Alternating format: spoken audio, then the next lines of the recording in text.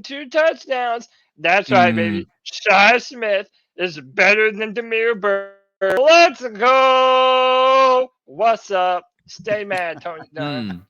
Stay Next mad call. about it. Hey, I'll tell you what. I'm excited about today's win. I was excited that we won.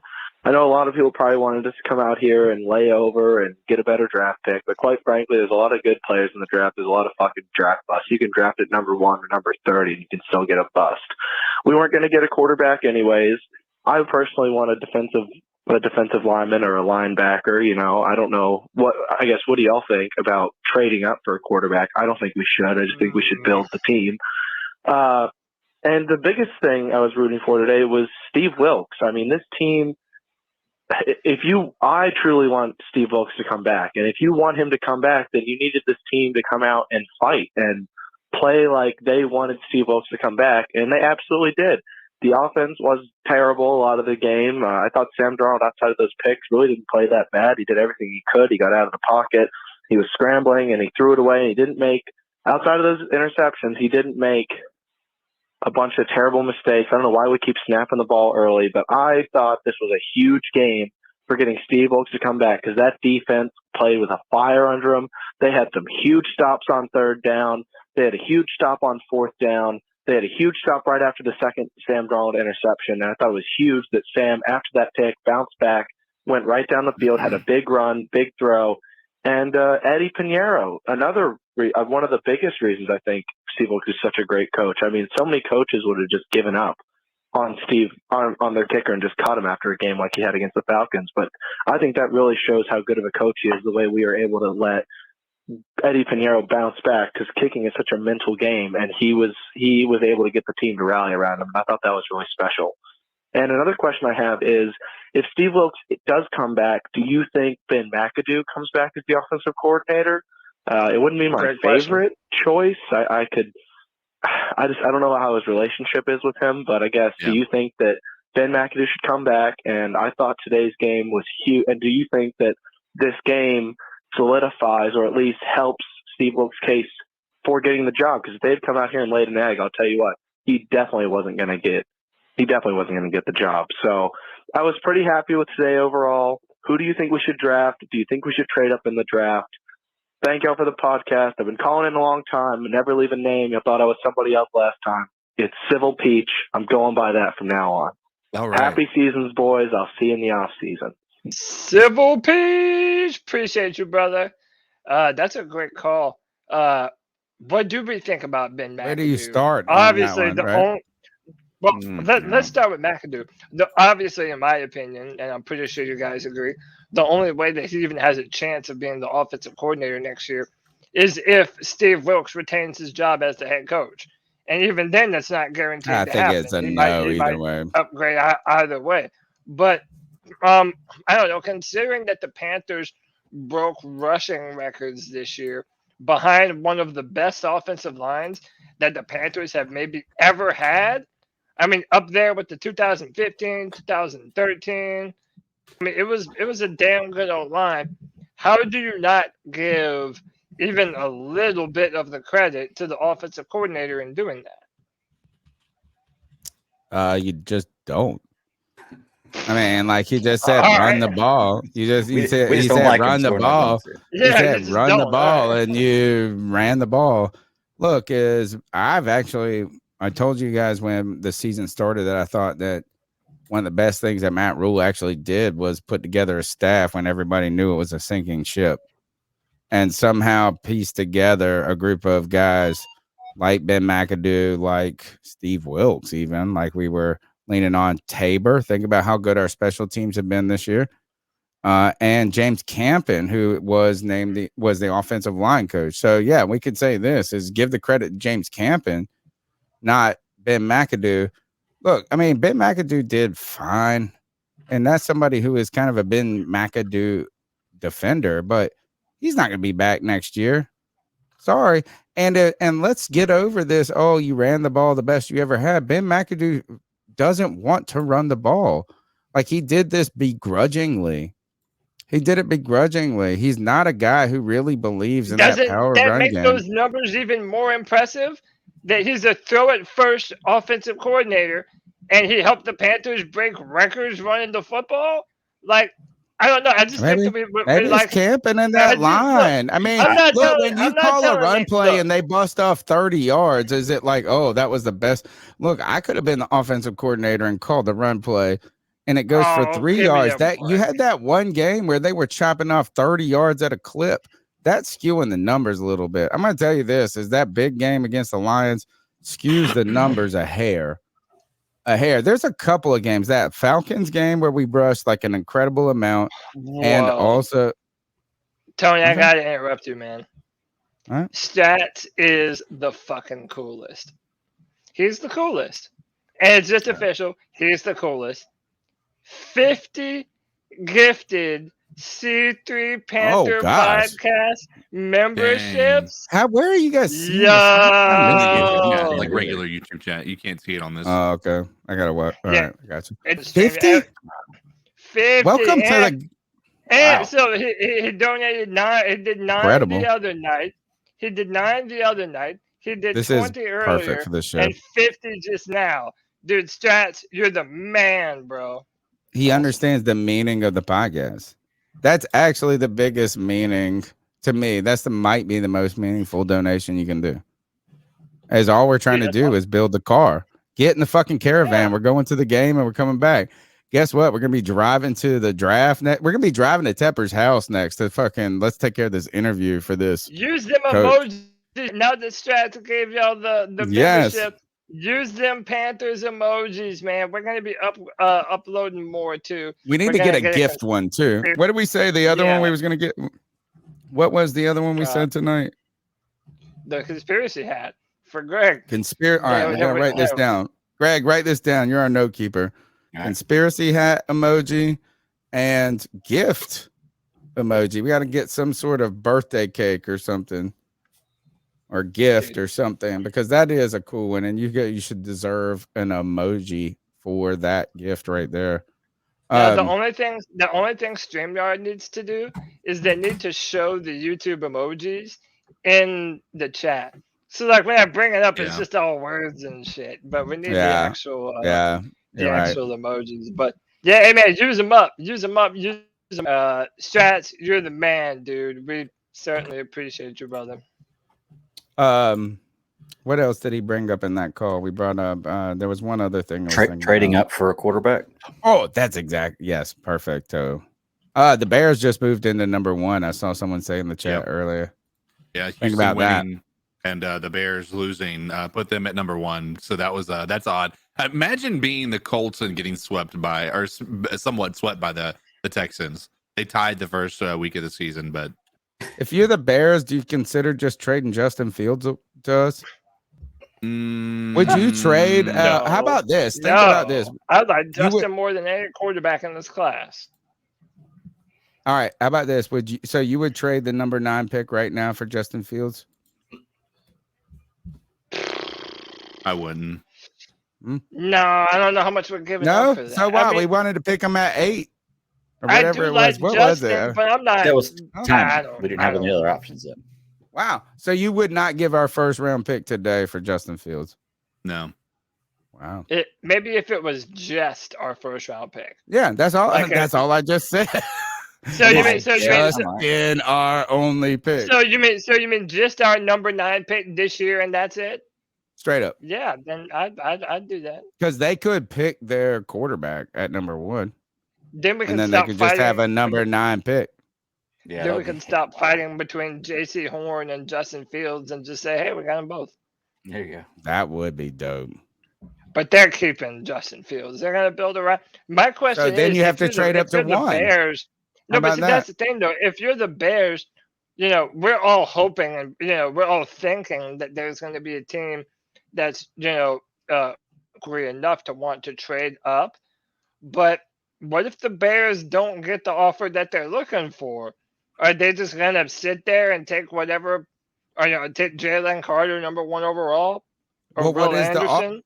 Who would you be willing to give up? I'm telling you this: I would give that 9 straight up for Justin Fields.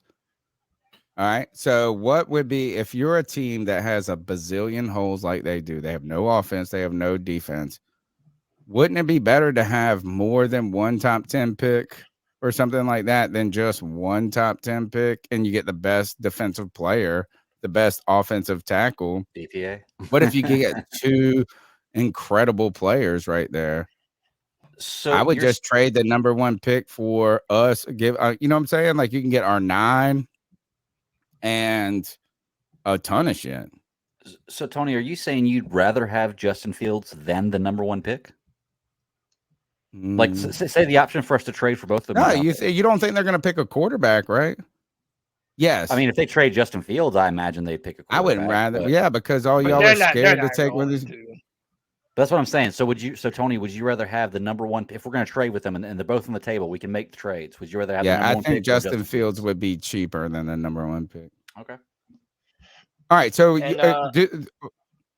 how does it behoove the Bears to just pick the best defensive player in the draft rather than potentially picking 3 great players? What if you gave them a first this year? Of like, what is that? Like, what would be the minimum asking price? It would have to be your first this year, a first next year, and like a second and a third. If you're the Bears, that's a no-brainer. If you really love Justin Fields, you just do it. Yeah, but the question around the Bears is that they have a dog shit O-line and they have no receivers.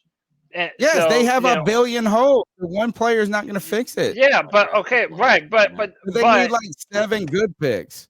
But again, if you listen that you like in Justin Fields long term, I still think that you build around him rather than just I'm not saying not build around him. What I'm saying is this: if you only, all right, you're not. I don't think you understand. Maybe I'm not being clear, and I'm sorry. I apologize for that. But like, just picking number 1 doesn't build around Justin Fields. Like if you said this, like whatever your offer is not cool enough for me. You're saying that number 1 pick is more important than that. But if we said this is like if any team said we'll give you our first and it's a top 10 pick already, right? Say the 9, the 5, the 7 pick, whatever the fuck number the team is offering. And we're going to give you 2 seconds, first. Now, like you would say, we have so many holes, you have to do that. Yeah, like just getting them the best defensive, so like the Bears have no reason if they truly, they either have to pick a quarterback or trade out. How much do you think that would cost, though? No, but I hear you though. Like they need another offensive tackle, they need another D lineman, they need receivers, they need everything. Point taken. But if you're okay, let's just say hypothetically here with the Panthers going to that position, what would you do for that first pick? Well, you were ready to give up an entire draft for an incredible player in your mind. Right. Yeah, but there's no. So I think it would be reasonable to say this is that you would have to give this year's first, next year's first, and multiple other picks in the process to jump to number 1. I think that would be the minimum. Like you would have to any team, even if you were the 5th, the 7th, or the 9th, whatever you pick it. Okay. Multiple first this year and next year, and also like maybe all those McCaffrey picks. Yeah, probably. But all right, now let me kind of change the question a little bit, and I want to ask all of you on the panel in the chat: do you think the Panthers are amongst the teams now that Chicago has the number 1, and most people think they want to trade down? Do you think that the Panthers would be feisty enough to trade for that number 1 pick?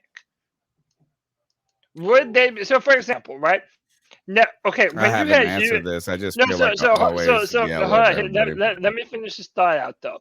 So, if Houston Texans are picking number 1, you know that they're going quarterback, right? And more than likely, they're probably taking Bryce Young. If the Panthers, and also the 5 teams after the Bears too, by the way, could arguably all take quarterbacks. Let's just say you're the Panthers, and through your evaluation process, you fall head over heels in love with Bryce Young.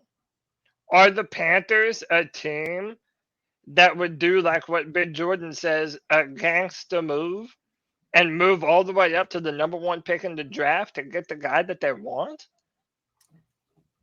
I'll leave that open to absolutely everyone. I think that all depends on what you're saying there is how in love are you with the quarterbacks that are there at number 1? Like right. If you're completely in love with CJ Stroud or Bryce Young and you think they are without a doubt the answer, then yeah, I think you give up heaven and earth to move to get them. That's what you're wanting to build your team around.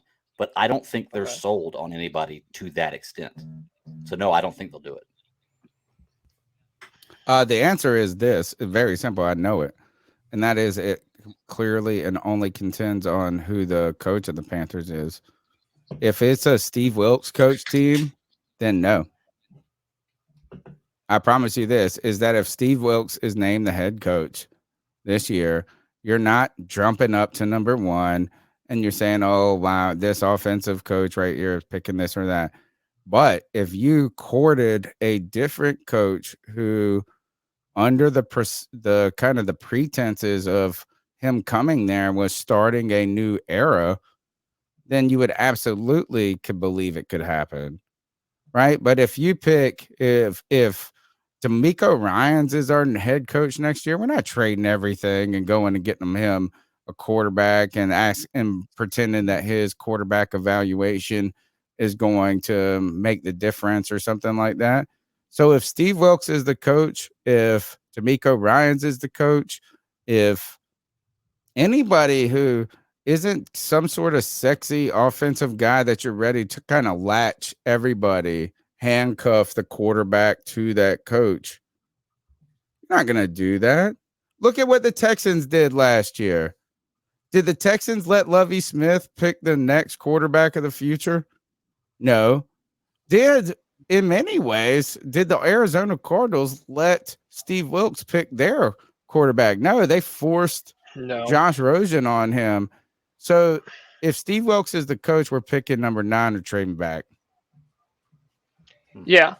Hey, so I want to get CK and Greg in on this discussion, but I want to read this before I forget. From my man Steve Hagler, says, I don't want to trade up, just get best player available there. Thanks for the continued great work, guys. Thanks you, Steven. We appreciate your contribution to the C3 Panthers podcast, big guy. We appreciate it, man. Yeah, go ahead, guys.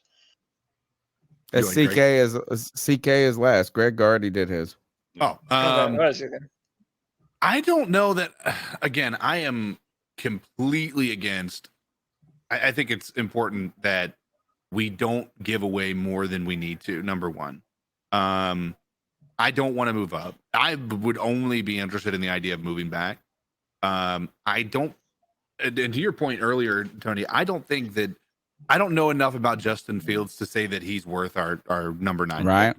Right. I mean, actually, that's a fair point because he runs the ball phenomenally, but he barely throws for over 125 yards. And I don't know that that's because of offensive play calling or lack of weapons or lack of protection, whatever that may be.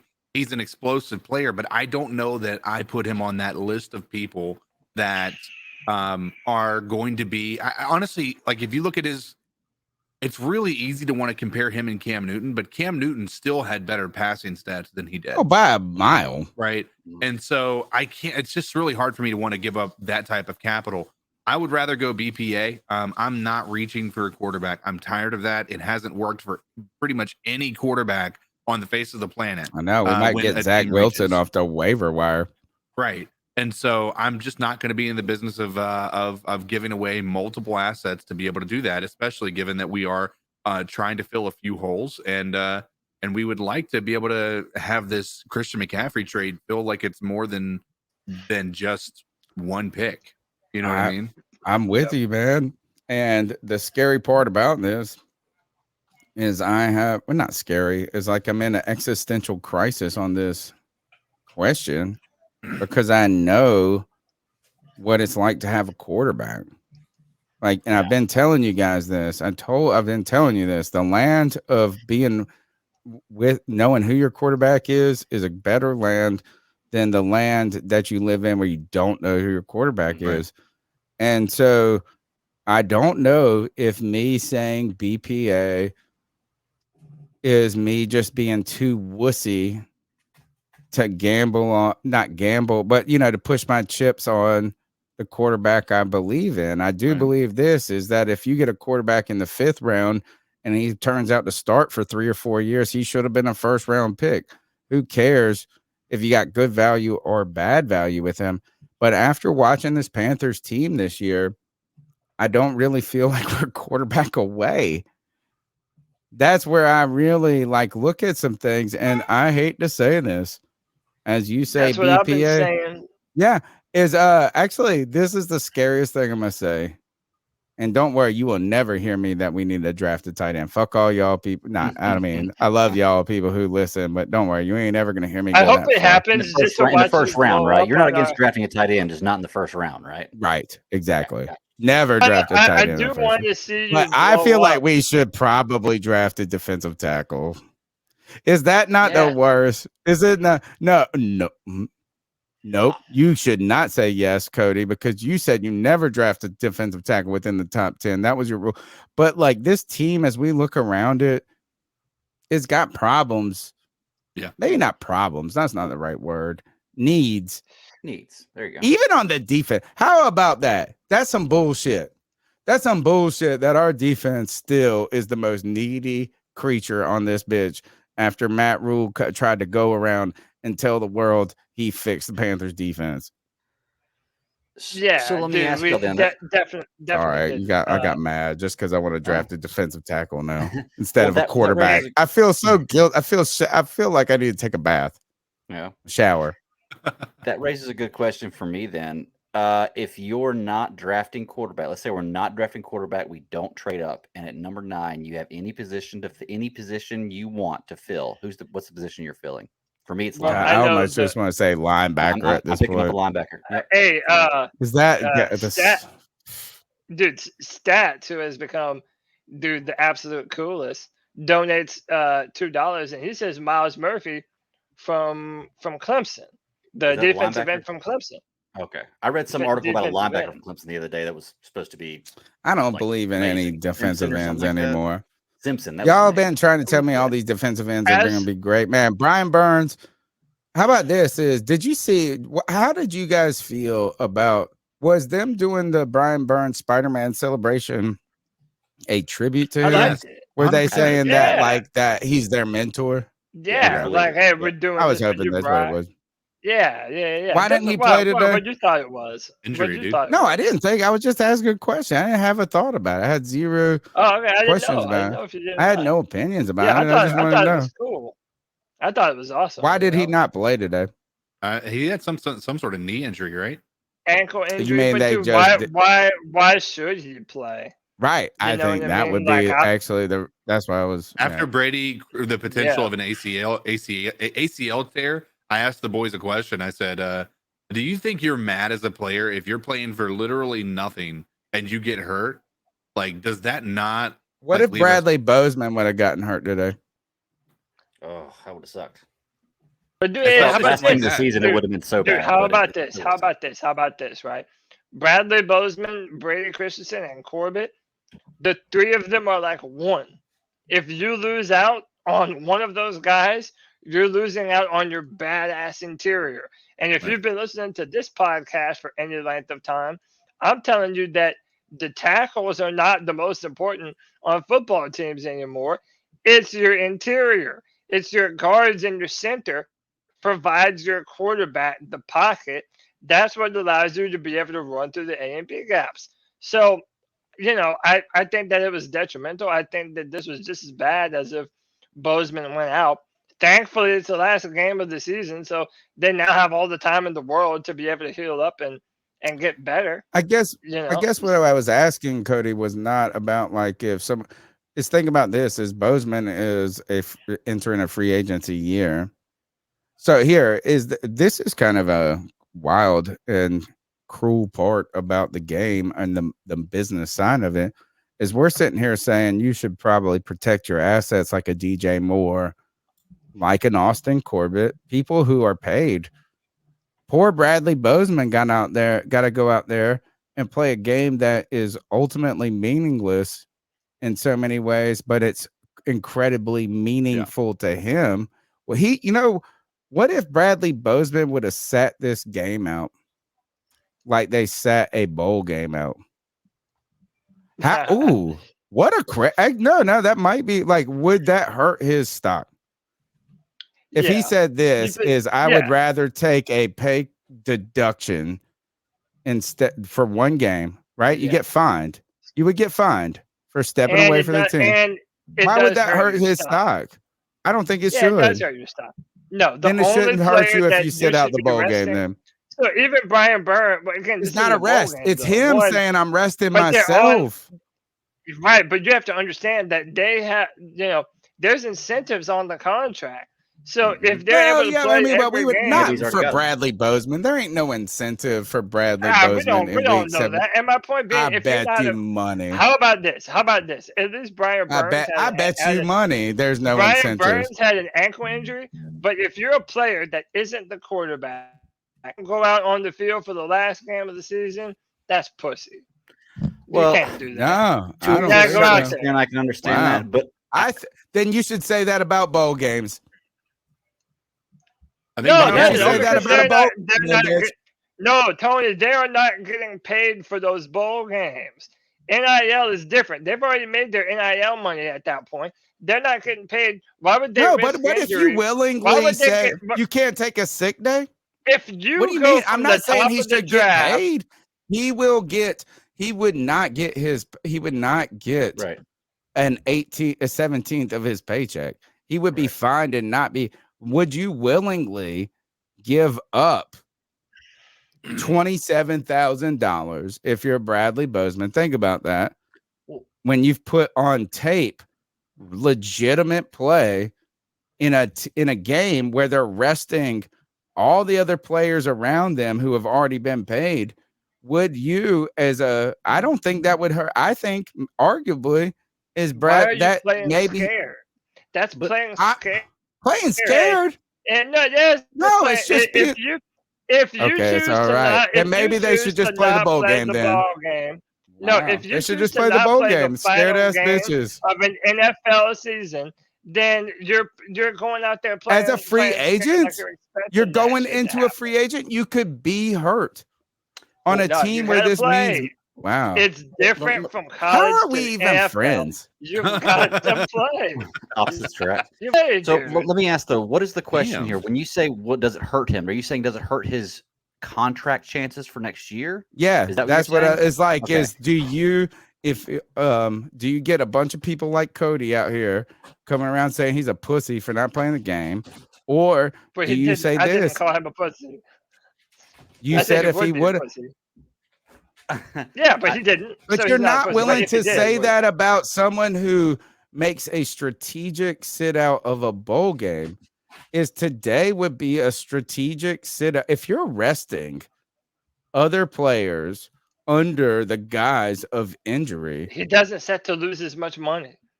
The difference he paid in the off season as a free agent. This mug never taken a day off of work. Versus if he fell in the draft. If you go from the top 10 to like the bottom of the first round, if Bradley Bozeman blows out his ACL today, all right. Well, how much does Bradley Bozeman lose if he blows out his ACL today? Guess what he doesn't do? He doesn't get signed. Well, hold on. Can I comment on this? Because I think this is a situational type thing. Like, okay, we talked about this with Henderson or whoever it was not coming out a couple weeks ago, and I said if you're getting paid to play the game and you're healthy, you should play. So I believe he should play this game. However, Tony, I do get your point. The thing is, with him specifically, I think it doesn't really matter with him. We need him. He knows we need him. So no matter what, if he gets hurt, we don't need him anymore. ACL this game. I guarantee you we still sign him. No way. Yeah, yes. I guarantee you. No way. Yes, I guarantee you. Even if he tears his ACL this game, we still sign him. And he knows that. He knows that. Gosh, y'all are crazy. Crazy. What a wild season. What a wild season where Cody Lashney becomes the person to do it for the Gipper or whatever. And now Tony Dunn is over here saying, Bradley Bozeman should have been extended weeks ago. How about that? The Panthers should have extended him weeks ago. No, I have said that before. Yes, Lies. you did. Lies. Can I ask a question to you, Tony? Are we the ones that crazy if all of us are on the same page and you're the one that's completely different? Yeah. You're the oddball. You're the old curmudgeon, dude. And listen, how much would he have lost this year? I just feel like it would be a financial thing. If you're saying that we need him no matter what, for him, his financial interest is to not get hurt in this final game. Sure. He's already proven it. So if you're going to protect somebody, if the Panthers are going to protect a player who is under contract by not playing them, right? So imagine if you had a quarterback who you believed in and you knew this game was meaningless today, you would not play him because you're trying to protect your asset, right? You are protecting something that matters to you. Bradley Bozeman could protect his own interest, is what I'm saying. Why wouldn't he protect his own interest and say this? Is I put enough on tape. Yeah, he's about to be. Yeah, like if he gets hurt, it's like this. Is that for him? This is the moment. He's on a 1-year deal. Would you think differently if Brady Christensen sat out today? Well, first, he's under contract for more than 1 year. He's still got multiple years, I think, on his contract. Maybe I'm wrong on that.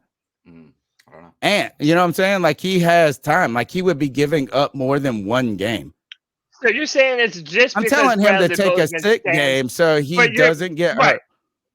But you're saying just because Bradley Bozeman stands to make a good chunk of cash in free agency. Correct. If you were him, you wouldn't have played today. Correct. We're gonna have to agree to disagree, man. I think that's an NBA problem right there. To be honest with you. No, I mean, like you are ready to do it for somebody that you want to protect because of your team interest. You want to protect players because of your team interest. You want to sit players, rest players. Hell, I would have not played DJ today. Hell, I would have not played. You know what I'm saying? Like, is this? DJ was going for no. You had to play DJ. DJ was going for why? That's just sentimental, bro. Was going for That's just sentimental. It's just sentimental. No, dude, you have to. When you sign a contract, when you sign a contract to agree to to play 17 games in a year, you should meet your obligations. No, I'm saying the Panthers should have. You're not listening. You're not listening. I'm saying the Panthers should have not played DJ today. I'm not saying DJ shouldn't have said that. I'm saying the Panthers should have said, look, we are not going to make the playoffs. We're not going to do nothing. You're very important to our team. We paid $70 million for you or whatever it is. We need you next year, not this game. I would have not played DJ Moore today. So pay him and don't play him? Give him for today. $1 million he makes today and don't play him? Guys, I feel like, am I speaking a different language? It sounds easy from a guy who's not paying the money. Tony, they signed a contract to play 17 games. You're making a weird. No, DJ Moore. You're wrong. You're wrong. They signed a contract to play a certain amount of years. No, so they do. They get paid per game. I understand that, but game. DJ Moore has a contract for 60 games.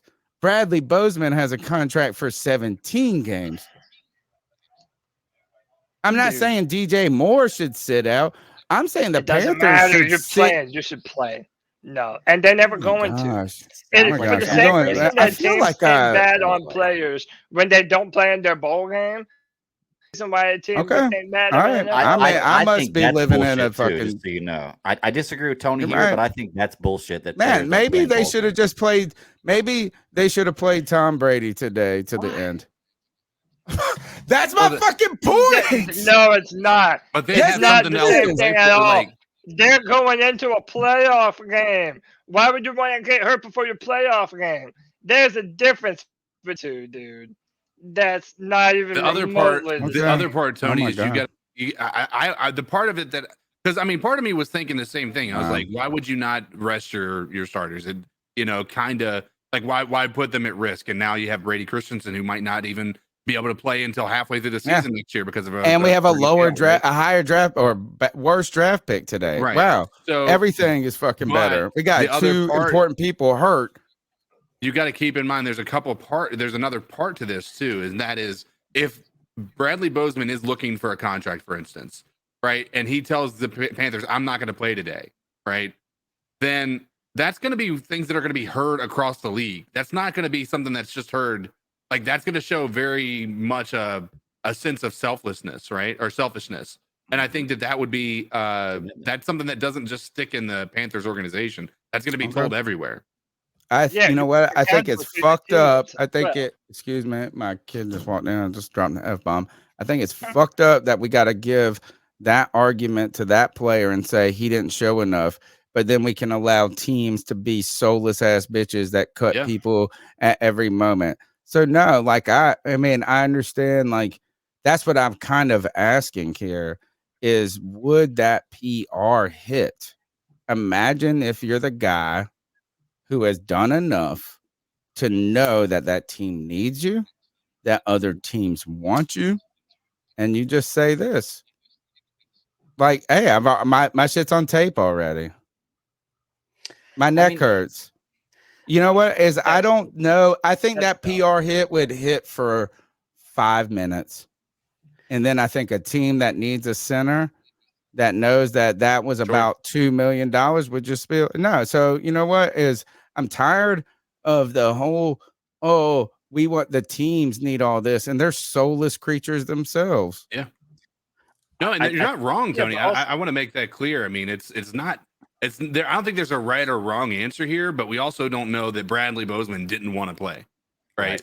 No, I mean, I just don't know if what could he have done today ultimately that would have increased his stock. Right. Think about that. Go out there. How about this?